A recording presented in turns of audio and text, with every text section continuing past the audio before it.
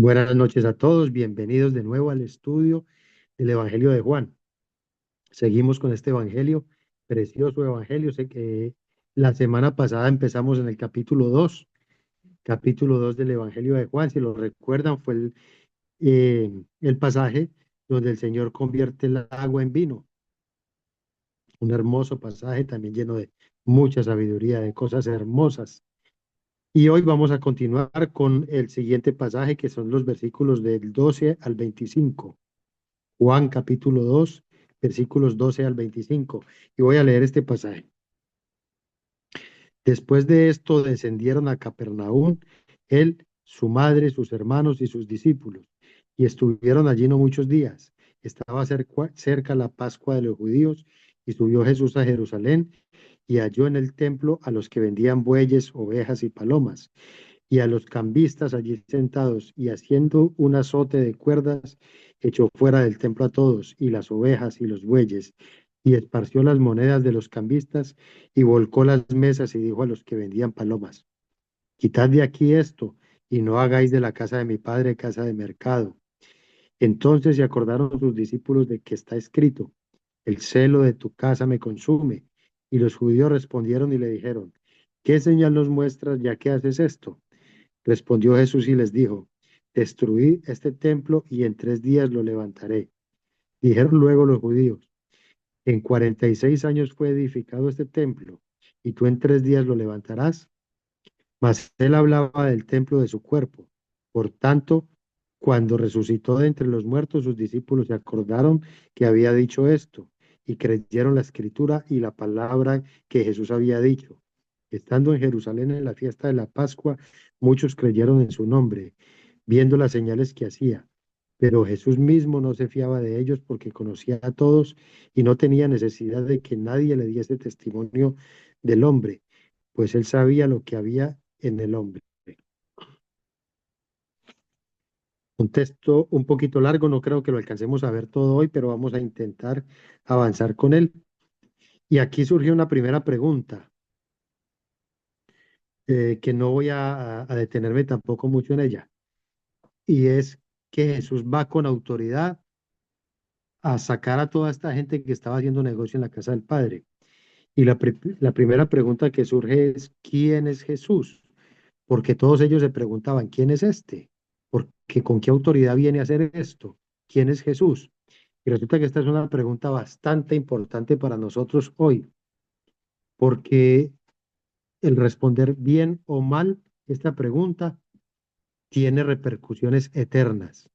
Si nosotros sabemos responder quién es Jesús, eso va a tener unas repercusiones eternas favorables. Pero si no podemos contestar bien esto tiene unas consecuencias devastadoras.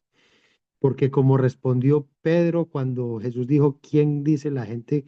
Jesús preguntó, ¿quién dice la gente que soy yo? Y algunos decían que era un profeta, que era Elías, que era Juan el Bautista, que había regresado. Entonces Pedro dice, tú eres el Hijo de Dios, tú eres el Mesías, el Hijo de Dios. Esa es la respuesta que nosotros debemos tener en nuestras cabezas cuando nosotros nos preguntamos quién es Jesús.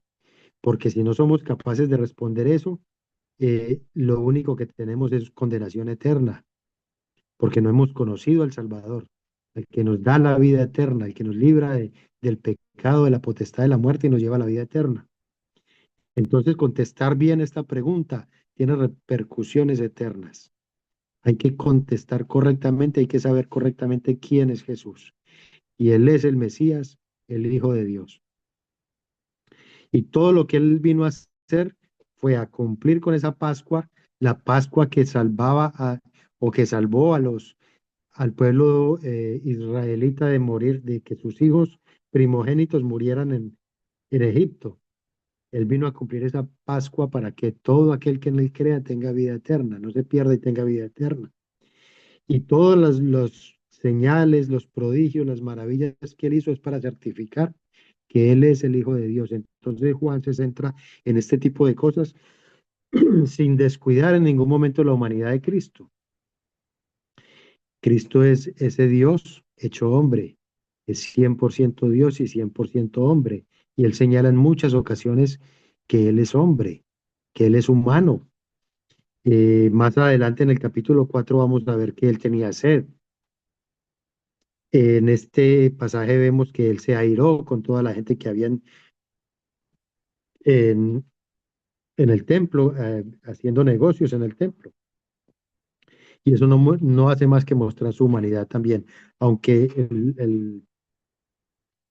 eh, lo fundamental para Juan es mostrar que él es el Hijo de Dios, también muestra su humanidad.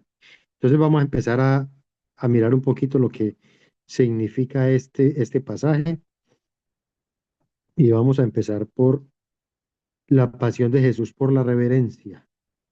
La pasión de Jesús por la reverencia. Voy a volver a leer una partecita para que tomemos solo esa parte. Después de esto descendieron a Capernaum, él, su madre, sus hermanos y sus discípulos, y estuvieron allí no muchos días. Estaba cerca la Pascua de los judíos, y subió Jesús a Jerusalén, y halló en el templo a los que vendían bueyes, ovejas y palomas, y a los cambistas allí sentados. Y haciendo un azote de cuerdas echó fuera del templo a todos, y las ovejas y los bueyes, y esparció las monedas de los cambistas, y volcó las mesas, y dijo a los que vendían palomas: Quitad de aquí esto, y no hagáis de la casa de mi padre casa de mercado. Entonces se acordaron sus discípulos que está escrito: el celo de tu casa me consume. Aquí hay varias cosas y al principio hay una muy importante, dice: después de esto descendieron a Capernaum. Cuando Juan habla de después de esto y no da un tiempo, marca un tiempo como al principio que marcaba al día siguiente, al tercer día, aquí dice después de esto, es como pasar de un evento al siguiente evento. No nos dice cuántos días transcurrieron. Después de esto significa que después de la fiesta de ese matrimonio en el que ellos estaban, en el cual el Señor convirtió el agua en vino, entonces está diciendo, después de este evento, descendieron a Capernaum. Eh, Geográficamente, Capernaum está cerca o está al borde del mar de Galilea. Entonces se supone que es una ciudad que tiene playa. Y si ellos estaban en otro lugar, supuestamente estaban en un lugar más alto, porque lo más bajo es el lugar donde hay playa. Entonces, por eso habla de que descendieron a Capernaum, él, su madre, sus hermanos y sus discípulos. Aquí Juan menciona también algo muy importante, la fiesta de la Pascua. La Pascua es una de las 6 fiestas más importantes de los judíos. Y para nosotros, cristianos, también esa Pascua representa una fiesta supremamente importante, porque es la culminación de lo que Cristo vino a hacer. Vino a cumplir esa Pascua, vino a hacer ese cordero inmolado, el cordero de Dios que quita el pecado del mundo. Recordemos que en la Pascua cada familia mataba un cordero y se lo comían, porque eso representaba el esconder los pecados de ellos. Y Cristo es el verdadero Cordero de Dios que viene a quitar ese pecado, no a esconderlo, sino a quitarlo definitivamente. Entonces, por eso la Pascua es algo tan importante, tanto para el pueblo judío como para nosotros. Vamos a leer un poquito lo que dice el comentario. La fiesta de la Pascua conmemoraba la liberación de Israel de su esclavitud en Egipto, cuando el Señor mató con su ángel de la muerte al primogénito de los egipcios, pero pasó por encima de las casas de los israelitas. Recuerdan que el Señor les da un mandato a través de Moisés, que mataran un cordero y pintaran con la sangre del cordero en el dintel de las puertas, hicieran marcas con esa sangre, y el ángel de la muerte pasaría por allí y no entraría a esas casas. Todo aquel que mató un cordero y pintó en el dintel de las puertas con la sangre de Cristo, hizo la marca, con la sangre del cordero, perdón, hizo esa marca, y el ángel de la muerte no pasó por los primogénitos del pueblo de Israel, pero sí mató a todos los del pueblo, los primogénitos de los egipcios, tanto de los animales como de las personas. La celebraban anualmente el día 14 del mes de Nisan, entre marzo y abril. O sea que el mes de Nisan está a punto de llegar, si no están ya en el mes de Nisan. El día 14 de Nisan celebran en Jerusalén o en Israel celebran la Pascua. Y esto lo hacen en obediencia al Éxodo 23, 14, 17. En Éxodo 23, 14, 17 es donde está establecida esta Pascua, la primera Pascua de los judíos cuando estaban en Egipto, cuando eran esclavos en Egipto. Entonces subió Jesús a Jerusalén para observar la Pascua y la fiesta de los panes sin levadura, que seguía inmediatamente a la fiesta de la Pascua. Eso está al final del pasaje que acabamos de leer.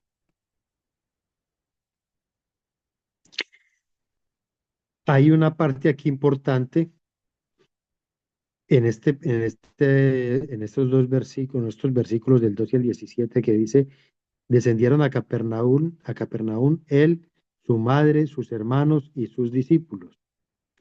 Si recuerdan en la clase pasada estábamos hablando de María, cómo el Señor le dice, Ok, gracias. Eso. mujer, ¿qué tienes conmigo, mujer? Y que empieza a mostrar cómo María ya deja de tener una autoridad sobre Jesús y Jesús pasa a estar bajo la autoridad del Padre Eterno. Entonces ya le dice, ya la autoridad ya no es tuya, ya es la autoridad del Padre Eterno, yo tengo que hacer lo que el Padre Eterno me manda que haga. Y entonces no es que esté irrespetando a María, no está irrespetando a su madre, sino que está colocando las cosas en el contexto en que tienen que estar. Y aquí él habla otra vez de su madre. Como dijimos la clase pasada, Juan nunca menciona el nombre de María en este evangelio. Él dice la madre de Jesús. Y aquí dice él, su madre, sus hermanos y sus discípulos. Está hablando de sus hermanos. Esto contrasta con las enseñanzas de la Iglesia Católica acerca de que María fue siempre virgen. Y aquí habla en el Evangelio de Juan, está hablando de los hermanos. ¿Los hermanos de quién? Está diciendo, descendieron a Capernaum él, Jesús. Está hablando de él, de Jesús, su madre, sus hermanos y sus discípulos. Entonces, si está hablando de él, todas estas personas tienen que ver con él, los discípulos de él, los hermanos de él y la madre de él. Entonces, si tenía hermanos, estos son medios hermanos, porque son hijos de María con José, y él es hijo solamente de María por obra del Espíritu Santo. Entonces son medios hermanos de él. Y esto muestra que María tuvo más hijos y más hijas. Las hijas normalmente no se mencionan. En la Biblia normalmente no se mencionan las hijas, se mencionan siempre los hijos. Rara vez se hacen cuando tienen algún nivel de importancia. Pero en este caso está diciendo sus hermanos. Pero sabemos en algunos pasajes que muestra que también tuvo hijas. Entonces esa María siempre virgen de la Iglesia Católica es algo falso. Eso está incorrecto porque aquí en las escrituras está, y ellos tienen estas mismas escrituras, tienen exactamente las mismas, pero le dan a María esa posición que no tiene. Y dice que estuvieron allí no muchos días. Y a ella después dice que estaba cerca de la Pascua de los judíos. Entonces aquí es donde está Jesús llegando a Jerusalén a la Pascua de los judíos, cuando él sube a Jerusalén a la Pascua de los judíos. Dice, a su llegada Jesús encontraría que Jerusalén estaba llena de peregrinos, judíos de todo el mundo romano, que habían ido a celebrar la principal fiesta judía. Por causa de las multitudes que habían llegado, la Pascua significaba un negocio grande para los mercaderes ubicados en Jerusalén. Eso es bien sabido por todos que donde hay multitudes, donde peregrina mucha gente, donde hay turismo, hay ocasión de negocios. En toda parte donde vemos multitudes hay ocasión de negocios y este no estaba exento de eso. Los judíos estaban viendo ocasión de negocio con toda la gente que peregrinaba, que venía de todas las provincias romanas. Entonces llegaba gente de todas esas provincias romanas y ellos aprovechaban para hacer negocio de esto. En el complejo del templo donde se habían ubicado las tiendas, probablemente en el patio de los gentiles, estaban los que vendían bueyes, ovejas y palomas y los cambistas sentados. Aquí también hay una referencia a que el que está hablando es un testigo ocular, porque dice que los cambistas que estaban sentados, probablemente habían otros haciendo negocios de pie. Entonces, esto marca que quien habla es un testigo ocular de lo que estaba sucediendo allí. Como no era práctico para quienes viajaban desde tierras lejanas llevar sus propios animales, los mercaderes vendían aquellos requeridos por los sacrificios a precios sumamente inflados. Es lógico que venía gente de muchos lugares diferentes y de lugares muy remotos, y andar con animales desde lugares muy remotos, primero les iba a demorar más el viaje, porque eran viajes largos y eran a pie. Y trayendo animales iba a ser mucho más difícil y esos animales probablemente no iban a llegar tan sanos como lo requería la ley, que la ley requería que esos animales fueran sin mancha, animales los mejores. Y en medio de un viaje de estos seguramente no iban a llegar bien. Entonces, ¿qué hacían estos judíos? Viendo que esta gente necesitaba de esos animales, se los tenían allí, pero a unos precios supremamente inflados, supremamente elevados. Claro, había mucha gente necesitando comprar animales y ellos aprovechaban esto para subir los precios, inflaron los precios de estos animales. Aparte de eso, tenían otro negocio que eran los cambistas. Ellos llegaban con monedas romanas y las monedas romanas tenían imágenes paganas. Entonces en el templo no se aceptaban esas monedas con imágenes paganas y ellos tenían que cambiarlas por monedas del templo, por monedas de, de Tiro, que se suponía que eran monedas de plata muy pura y que no tenían imágenes paganas. Entonces aprovechaban esto y también hacían ese negocio cambiando a unas tasas supremamente bajas para las personas que llevaban estas monedas. Y estaban abusando de esta manera de las personas que venían a peregrinar. Aparte de eso, todos los hombres mayores de 20 años, según la ley, tenían que pagar un impuesto al templo cada año. Entonces, todos los que llegaban con estas monedas, fíjense la cantidad de dinero que debía llegar allí y que ellos aprovechaban a cambiarlos a tasas muy bajas. Aparte de ese impuesto, tenían que comprar los animales y los que querían dar ofrendas en el templo también tenían que cambiar esas monedas. Entonces era otro super negocio que tenían allí montado, que estaban haciendo muchísimo dinero a costa de esta gente que necesitaba tener esas monedas del templo.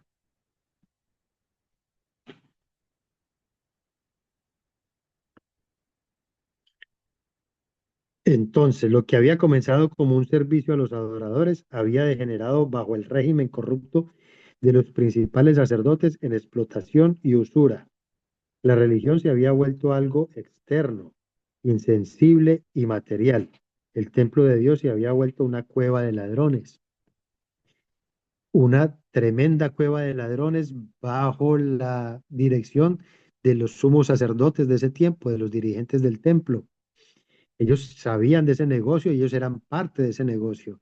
Por eso cuando a ellos les tocan el negocio del templo, ellos se airan muchísimo, porque recordemos que en aquel tiempo estaban Anás y Caifás, y esto era prácticamente una mafia, porque el sumo sacerdote que descendía, que seguía, o tenía que comprar el puesto o era parte de la familia de ellos. Entonces se convirtió en una tremenda mafia, aparte de los negocios que tenían ellos con estas ventas de estas cosas en el templo. Y el Señor se aira por ver esto. Aquí hay otra cosa en la que erramos mucho cuando nos dicen cómo el Dios del cielo, que es puro amor, se puede airar. ¿Por qué se aira si la ira es mala? Pero hay un proverbio, creo que dice, aírate pero no peques. Es un proverbio, aírate pero no peques. ¿En qué momento se puede, o esa ira es una ira válida? Hay varios ejemplos, pero yo voy a mencionar solamente dos ahora. Un comentarista habla de una persona que estaba luchando porque los presidentes de los países se dieran cuenta o tomaran en cuenta el problema que hay con la esclavización de las personas. Y en algunas partes se habla de trata de blancas. En todo caso hay esclavización de las personas. Y esta persona está airada por ver esa situación porque ama a las personas y no quiere vivir, no quiere que ellos vivan esas situaciones y quiere luchar por ellas. Entonces se aira y lucha contra eso. Eso es una ira válida, una ira verdadera, porque es por amor a la gente. Y otro ejemplo en Efesios 4, 26, 32. Efesios 4, 26 dice, airaos, pero no pequéis. Ustedes saben que yo tengo mi apuntadora y mi apuntadora me pasa todos estos datos. Airaos, pero no pequéis. Entonces el Señor aquí se aira por una causa muy justa. La casa de oración, la casa del Padre la tienen convertida en una cueva de ladrones. Y eso es una ira muy justa. Y también hablaba el comentarista acerca de que si a mi esposa alguien la está tratando mal, le está hablando mal, y yo simplemente estoy a un lado bostezando y haciéndome el que no me doy cuenta, eso no está bien. Pero si yo me airo con el que la está irrespetando, con el que le está hablando mal, estoy bien. Tengo derecho a airarme y a poner un alto en esta situación. ¿Por qué está tratando mal a mi esposa? Ella es mi esposa, yo la amo y yo no permito que alguien venga a tratarla mal. En estos casos esa ira es válida. Y en el caso de Cristo, mucho más válida todavía. Él estaba haciendo respetar la casa del Señor porque la tenía convertida en esa cueva. Mientras Jesús escudriñaba los terrenos del templo sagrado, ahora convertido en un bazar, se horrorizó y se encolerizó. La atmósfera de adoración que se adecuaba al templo como símbolo de la presencia de Dios brillaba por su ausencia. O sea, ya ese ambiente de adoración al Dios del cielo ya no existía allí, ya era un mercado, un simple mercado. Lo que debería haber sido un lugar de adoración y reverencia sagrada se había convertido en un lugar de comercio insultante y con precios excesivos. El sonido de las alabanzas sinceras y las oraciones fervientes se habían ahogado en los mugidos de los bueyes, los balidos de las ovejas, el arrullo de las palomas y el regateo fuerte de los vendedores y los clientes. Por eso aquí al principio el título que llevaba este primer pasaje es Pasión de Jesús por la reverencia al Dios del cielo. Ya aquí no vemos reverencia al Dios del cielo, vemos a la gente haciendo negocios, vemos a la gente enloquecida buscando lo que necesitaba para ir a hacer sus sacrificios, pero de adoración y de oración no había nada. Cuando Jesús se dio cuenta de que la pureza de la adoración en el templo era un asunto de honor a Dios, tomó una acción rápida y decisiva, haciendo un azote de cuerdas, probablemente de las usadas para amarrar a los animales, echó fuera del templo a todos los mercaderes, las ovejas y los bueyes. Además, esparció las monedas de los cambistas y volcó las mesas. Una proeza sorprendente para un hombre a la luz de la resistencia que debió tener. Se imaginan a una multitud de personas reunidas allí, algunos intentando comprar, otros vendiendo, los líderes religiosos allí también pendientes de los negocios. Y él llega y echa fuera a toda esta gente y nadie le opuso resistencia. ¿Qué verían en él? ¿Qué estarían viendo en él en ese momento que nadie dijo nada? No, nadie gritó ni dijo, ¿qué estás haciendo? Se imagina uno a los cambistas tratando de recoger sus monedas y saliendo corriendo de allí, a la, a los que vendían los bueyes y las ovejas persiguiendo sus animales por toda parte para recuperarlos, pero nadie diciéndole nada al Señor. Nadie lo confrontó y le dijo, ¿qué estás haciendo? Esos son mis animales. ¿Qué verían en él? Aún así había autoridad en él. Aún así se podía ver autoridad en él. Y y los líderes. Ahora vamos a ver la pregunta de los líderes, ahora más adelante. La demostración de fuerza de Jesús crearía inmediatamente un pandemonio en el patio del templo. Pandemonio es una palabra que tal vez no manejamos mucho. Yo la busqué ahora en el diccionario, no crean que yo me conozco todas estas palabras. La busqué en el diccionario y el pandemonio es algo como un alboroto, un alboroto en un lugar específico. La gente se alborota, hay animales, bueyes o vacas mugiendo, las ovejas balando, la gente corriendo. Entonces eso es lo que traduce un pandemonio. Los vendedores de animales estarían en persecución frenética de sus bestias que debían estar corriendo en todas las direcciones, los que cambiaban dinero perplejos y sin duda algunos de los transeúntes se abrían, se abrían paso en el suelo desesperadamente para recoger sus monedas. Los que vendían palomas removían a toda prisa sus jaulas cuando Jesús se los ordenó, y las autoridades del templo se afanaban por ver de qué se trataba toda esta conmoción. Con todo, Jesús nunca fue cruel con los animales. Quienes objetan el uso gentil de la fuerza, con ellos nunca han arriado animales. Ni fue muy violento con los hombres tampoco. Al parecer, la agitación que creó fue lo suficientemente calmada para no alertar la guarnición romana que estaba ubicada en la fortaleza Antonia, desde donde vigilaban el área del templo.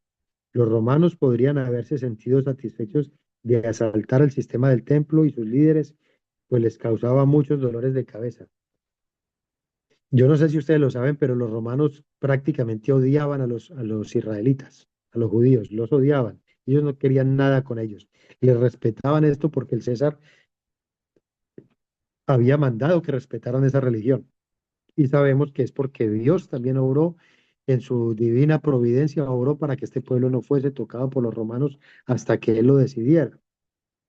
Pero los romanos buscaban cualquier oportunidad para atacar a los israelitas y ellos felizmente hubiesen entrado allí si el alboroto hubiese sido muy grande, si Jesús hubiese hecho un alboroto demasiado grande para que ellos desde donde vigilaban se hubiesen dado cuenta de ello y hubiesen entrado felices a acabar con todo allí. Al mismo tiempo, la intensidad de su indignación era inequívoca. Cristo no toleraría la ridiculización del espíritu de la adoración verdadera. Sus palabras indignadas a los que vendían palomas, quitad de aquí esto y no hagáis de la casa de mi padre casa de mercado. Aplicaban a todos los que estaban contaminando el templo y corrompiendo su propósito. La referencia de Jesús a Dios como su Padre era un recordatorio de su deidad y su papel mesiánico. Él era el Hijo leal que purgaba la casa de su Padre de la adoración impura. Entonces, él está mencionando aquí la casa de mi Padre. Eso es otra cosa que les dolía muchísimo a los líderes religiosos, que él dijera que el Dios del cielo era su Padre, porque él se hacía igual al Dios del cielo.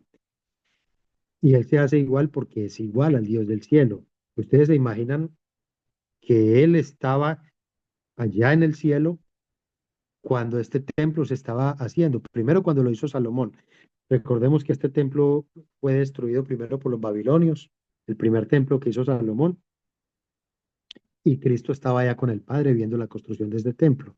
Cuando Él viene, este no es el mismo templo porque ya había sido destruido, esto es una reconstrucción de ese templo, y Él viene y ve lo que están haciendo en el templo de adoración al Dios del cielo. Él es parte de esa deidad, Él es el Hijo en la Trinidad. Entonces le tuvo que haber dolido muchísimo que lo que se construyó como un templo de adoración al Dios del cielo estuviera siendo corrompido con esta impureza que tenían estos líderes religiosos. Varios años después, al final de su ministerio, Cristo volvería a limpiar el templo. En los evangelios sinópticos, al final de los evangelios, se habla de otra limpieza. Algunos dicen que es la misma, que solo hubo una limpieza y que es la misma que menciona Juan al principio, pero hay mucha evidencia de que son dos. Hay mucha evidencia de que no son iguales por las cosas que se comentan acerca de esto. Hay varias cosas que se comentan, pero como suponemos que no hemos leído todavía los otros evangelios, no vamos a entrar mucho en detalle con esto. Simplemente lo más aproximado a la verdad es que hubo dos limpiezas, una al principio de su ministerio y una al final, antes de su crucifixión.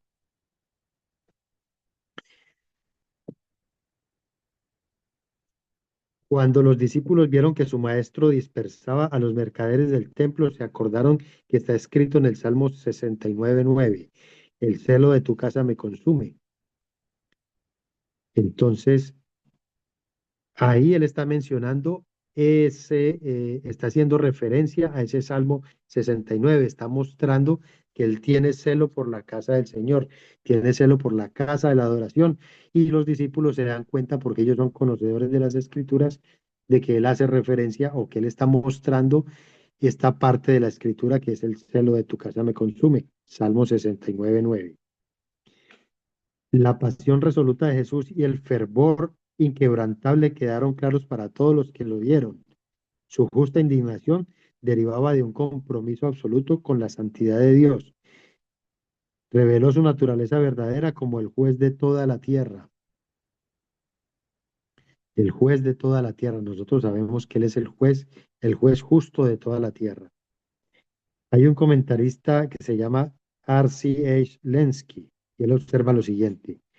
El Cristo severo y santo, el Mesías poderoso e indignado, el mensajero del Padre sobre quien está escrito que purificará a los levitas y los refinará como se refina el oro y la plata, para que traigan al Señor ofrendas conforme a la justicia, no agrada a quienes solo quieren un Cristo suave y dulce. Pero aquí el registro de Juan retrata el celo ardiente de Jesús, cuya llegada fue con tan repentina y tremenda eficacia que ante este desconocido, sin mayor autoridad que su presencia y su palabra, esta multitud de mercaderes y cambistas que se creían con todo el derecho de hacer negocios en el patio del templo, huyó desordenadamente como un montón de niños traviesos. Aquí hay algo que recalcar, algo bien importante. El celo de la casa, el celo de la casa del Señor me consume, el celo de tu casa me consume, porque Él estaba purificando ese templo, era el templo de adoración. Resulta que Él ahora menciona y dice que destruyan este templo y en 3 días lo reconstruiré. Está hablando de otro templo completamente diferente. Nosotros sabemos que hoy ya el templo de Jerusalén no es el templo de adoración, que cada uno de nosotros somos templo del Dios del cielo, somos templo del Espíritu Santo. Entonces este celo que el Señor tenía por este templo, ahora lo tiene por el nuevo templo, cada uno de nosotros. Y Él espera que nosotros no hagamos de estos templos un lugar de comercio. Él espera que nosotros purifiquemos el templo, que lo mantengamos puro y que sea un verdadero templo de adoración al Dios del cielo. Por eso es tan importante este versículo del Salmo 69:9. El celo de tu casa me consume. Entonces, hay que tener muy en cuenta esto. Nosotros ahora somos ese templo, el templo de adoración, y tenemos que cuidarlo mucho. Tenemos que tener mucho cuidado de lo que hacemos con este templo, de cómo manejamos nosotros este templo, cómo cuidamos este templo, que es donde habita el Espíritu Santo. Esto sucedió en aquel tiempo allá para los israelitas, porque para ellos allí era donde se alababa al Señor, donde se glorificaba el nombre del Padre, pero esto sucedió hasta que Cristo murió. Por eso el Señor cumplía con ir a las fiestas, porque esto era hasta su muerte. Como David, el cual escribió el Salmo 69, el celo de Jesús por la adoración pura encontró expresión en su preocupación por la casa de Dios. Y también como David, el resultado fue que Jesús sufrió personalmente y sintió dolor cuando deshonraron a su padre. La segunda mitad del Salmo 69:9 dice, sobre mí han recaído los insultos de tus detractores. Los líderes judíos nunca olvidaron el asalto de Jesús al corazón de su empresa religiosa y centro de su poder religioso. De hecho, las dos limpiezas físicas del templo, junto con sus frecuentes denuncias verbales a la hipocresía de ellos, fueron motivación más que suficiente para buscar tan vehementemente su crucifixión. No es de sorprender que sus seguidores fueran después acusados de amenazar el templo. Cuando, cuando acusaron a Estevitan y lo apedrearon, dije Estevitan porque por el sobrino, pero era Esteban. Ahí me perdonan el lapsus, pero es por amor al sobrino, es por puro amor al sobrino. Cuando acusaron a Esteban, lo acusaron de que él decía también que él hablaba de que el Señor iba a destruir ese templo y esas eran acusaciones falsas. Eh, y al Señor en las acusaciones, cuando a él lo iban a crucificar, también esa fue una de sus acusaciones, que él iba a destruir ese templo, que él había dicho que él destruiría ese templo. Bueno, esta fue la parte que hablamos en este primer tema de la pasión de Jesús por la reverencia al Padre. Tenía una pasión porque se reverenciara al Padre. Ahora vamos a ver el poder de resurrección de Jesús. Y voy a leer otro pasaje. Voy a leer del 18 al 22. Y los judíos respondieron y le dijeron, ¿qué señal nos muestra ya que haces esto? Respondió Jesús y les dijo, destruid este templo y en 3 días lo levantaré. Dijeron luego los judíos, en 46 años fue edificado este templo, y tú en 3 días lo levantarás. Mas él hablaba del templo de su cuerpo. Por tanto, cuando resucitó de entre los muertos, sus discípulos se acordaron que había dicho esto y creyeron la escritura y la palabra que Jesús había dicho. Entonces vamos a ver de qué se trata este pasaje. Como vemos, aquí los judíos lo único que atinan es hacer esa pregunta.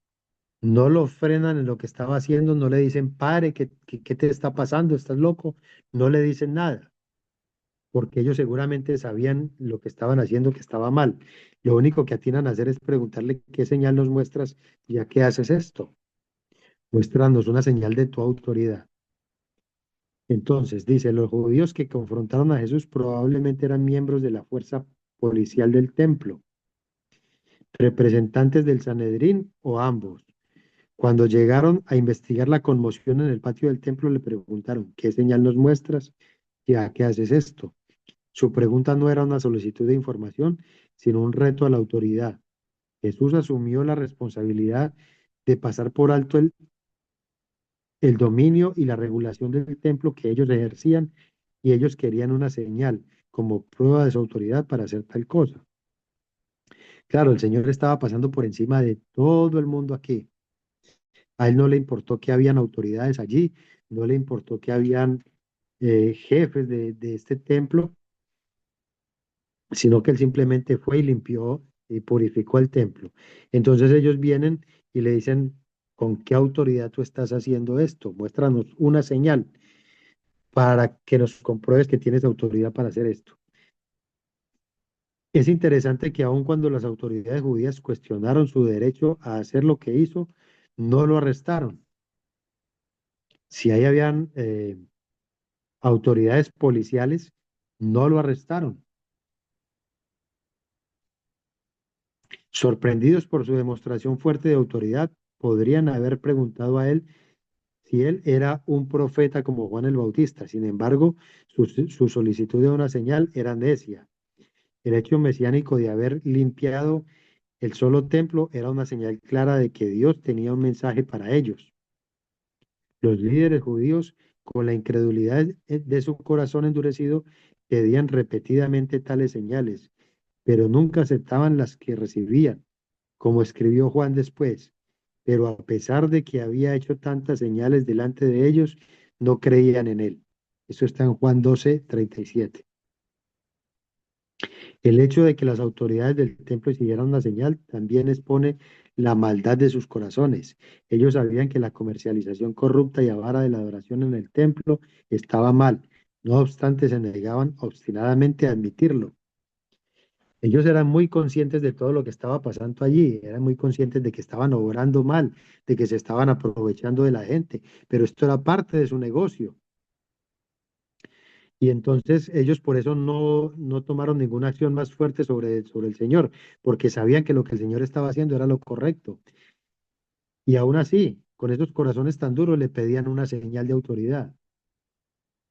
No necesitaban una señal de autoridad, ellos solo necesitaban ver que eso estaba equivocado y que había alguien con celo de la casa del Señor que estaba purificando el templo.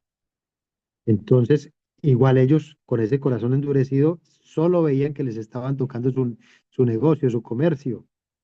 y le pedían una señal, ¿con qué autoridad haces esto? Y la respuesta enigmática de Jesús: destruid este templo y en 3 días lo levantaré, desconcertó a las autoridades judías y a sus discípulos también en ese momento. Los discípulos en ese momento no entendieron esa parte. Ellos también estaban viendo el templo. Ellos no entendían lo que él estaba hablando. Como hacía Jesús con sus parábolas. Para juicio de ellos, esta declaración velada escondía la verdad a los incrédulos hostiles, cuya ceguera espiritual resultaba de su propia incredulidad y rebeldía hacia Dios. La imposibilidad de los incrédulos para entender el mensaje de Jesús es un asunto del que Juan se ocupa a lo largo de todo su evangelio. Lo vamos a ver a lo largo de este evangelio, la cantidad de veces que Juan muestra la incredulidad y la ceguera, la dureza de corazón de la gente, con tantas señales, con tantos prodigios y milagros que el Señor hizo, pero había dureza de corazón, así como lo tenían estos líderes judíos, que en ese momento no entendieron esto de destruir el templo y en 3 días lo levantaré. Y aún así, si ellos querían esa señal, ellos hubiesen podido decir: destruyámoslo, a ver cómo lo levanta en 3 días. Pero aún así ellos dejaron eso quieto y solo lo usaron para juzgarlo al final de su ministerio. Las autoridades estaban atónitas con la respuesta de Jesús. Su respuesta delataba una mezcla de asombro e indignación. En 46 años fue edificado este templo y tú en 3 días lo levantarás. El templo de los días de Jesús no era el templo de Salomón, ya habíamos hablado de esto. Es un templo que lo habían destruido los babilonios. Ese templo lo habían reconstruido Zorobabel, Jesúa, Ageo y Zacarías. Eso está en Esdras. Esdras relata toda esta historia de la reconstrucción del templo. Y luego Herodes quiso ampliarlo y mejorar toda esa reconstrucción que ellos habían hecho. Entonces ese templo seguía en reconstrucción. Y la reconstrucción solo se terminó 6 años antes de que Roma lo destruyera. O sea que ellos disfrutaron del templo solo 6 años después de haberlo terminado. Los judíos eran incrédulos cómo era posible lograr en 3 días de trabajo lo que había tardado ya 46 años y todavía no estaba terminado, como lo indica el relato de su juicio ante el Sanedrín unos pocos años después. Las autoridades judías no entendieron en absoluto la declaración del Señor y la aplicación al templo herodiano. La aplicaron, perdón, al templo herodiano. No entendieron que se trataba del templo, que el templo de que él estaba hablando se trataba de su cuerpo, sino que se lo aplicaron a ese templo herodiano, al que Herodes terminó. Mas, como señala Juan, él hablaba del templo de su cuerpo. La señal que les daría era mucho más grande que la simple reconstrucción de un edificio destruido. En Mateo 12, 39, 40 leemos lo siguiente: la generación mala y adúltera demanda señal, pero señal no le será dada, sino la señal del profeta Jonás.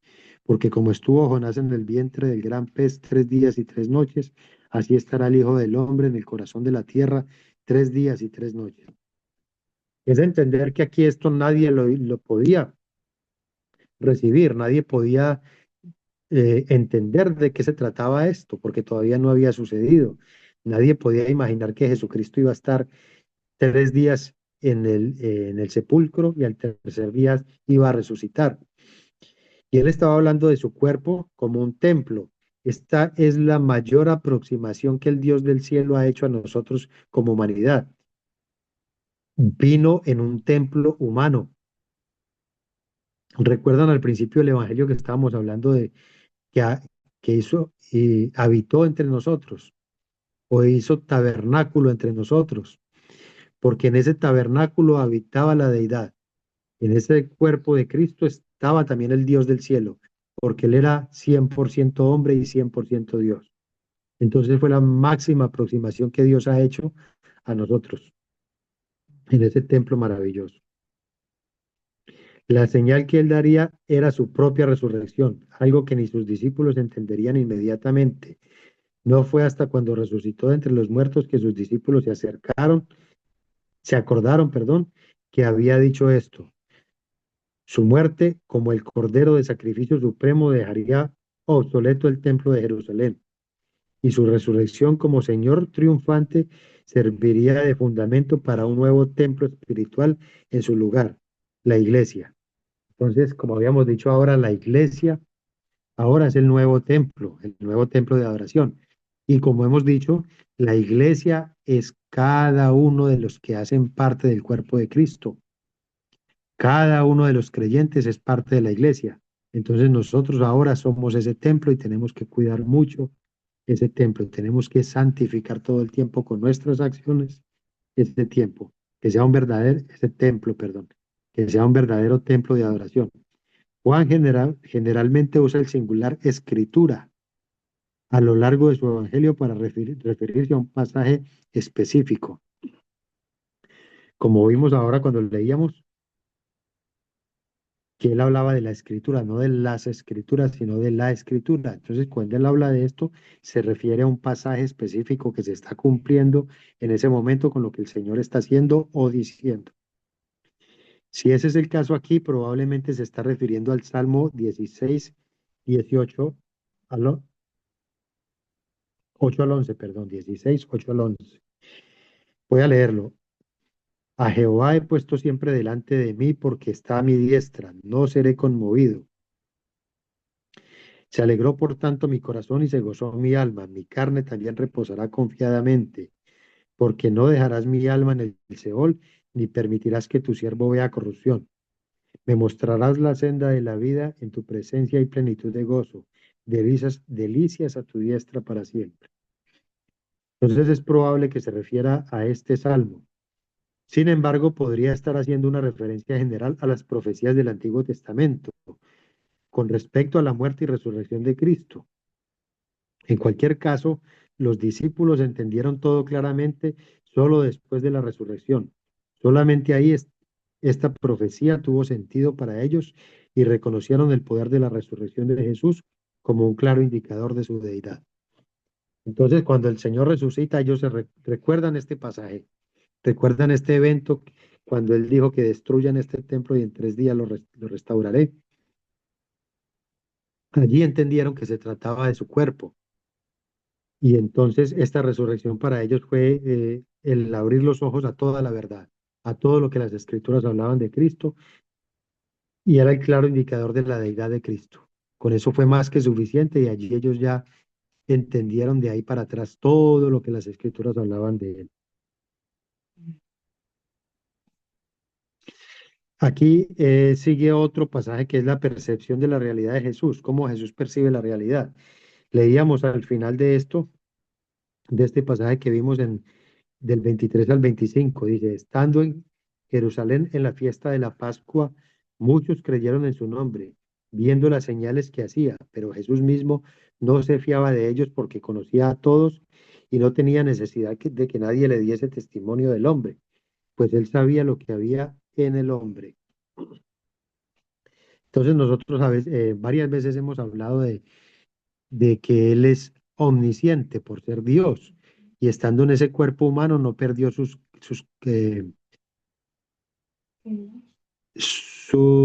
me perdió la palabra, características de Dios, sus atributos. Él no perdió ninguno de sus atributos. Y uno de sus atributos es la omnisciencia. Y él conoce el corazón de las personas. Lo vimos en una de las clases pasadas cuando hablamos de el llamado a Natanael, cómo él sabía que él era un israelita en el que no hay engaño, porque él conocía su corazón y él conoce el corazón de toda la gente. Entonces mucha gente viendo sus milagros creyó en él, pero él no se fiaba de ellos porque sabía que ellos creían en él, pero solo para ver sus milagros. Ellos creían que él era un hombre que podía hacer milagros, pero no creían en él como el Mesías prometido en las Escrituras. Y él conocía sus corazones, entonces por eso no se fiaba de ellos. Y él tenía una percepción muy clara de esta realidad, de la realidad de nosotros como humanos. Él nos conoce a cada uno de nosotros y sabe lo que hay en el corazón de cada uno de nosotros. Por eso al Dios del cielo nadie lo puede engañar. Nosotros engañamos a los humanos, nos engañamos entre nosotros, pero al Dios del cielo no le podemos ocultar absolutamente nada.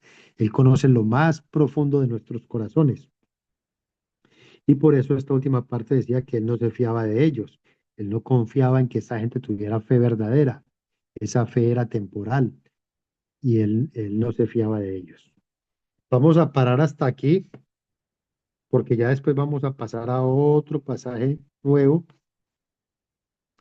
que es el nuevo nacimiento. Y esto ya vamos para el capítulo 3. Entonces no nos adelantemos a él, sino que paremos aquí en este capítulo 2 y abrimos micrófonos para preguntas. Quien quiera preguntar, quien quiera añadir algo, lo puede hacer en este momento.